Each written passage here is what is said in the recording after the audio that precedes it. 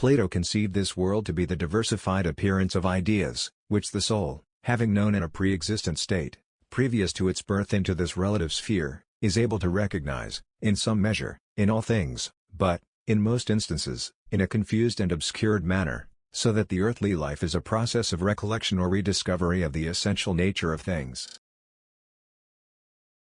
The man who aspires to a higher life, who earnestly desires to become acquainted with his deeper self and more fully conscious of the spiritual essence of things, the perduring basis of all manifested life, will seek every opportunity to commune with the infinite as it is reflected in the starry heavens, the ocean, the woods, the mountains, flowers, birds, insects and countless myriads of exquisitely formed creatures too minute to be visible to the naked eye.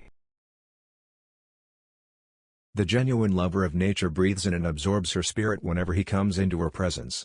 He sees with a vision deeper than the physical. Seers and poets almost invariably have been enthusiastic devotees of nature. Even Jesus was frequently constrained to retire from the discordant suggestions of public life and go apart by himself into the mountain solitudes, where he found the infinite revealed outwardly in perfect beauty. Every man enlarges his appreciation of the real, by living in the presence of nature and becoming familiar with her language. In the course of human evolution, man received in the world of nature his earliest inspiration and incentive to bring into active expression the deeper things of life. The charm of natural landscape impresses, in some degree, even the rudest type of mind. It arouses not alone ecstasy, but awe, reverence and devotion, as well. The savage is conscious of the presence of a great spirit, however crudely his ethical and religious standards reflect the divine ideal.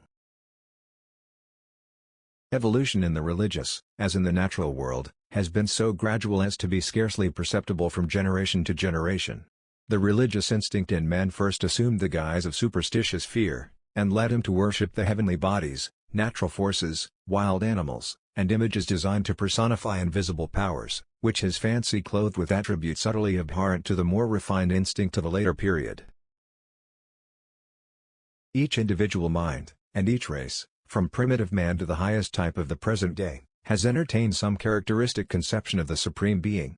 Ethical standards vary according to the measure of goodness men are capable of appreciating.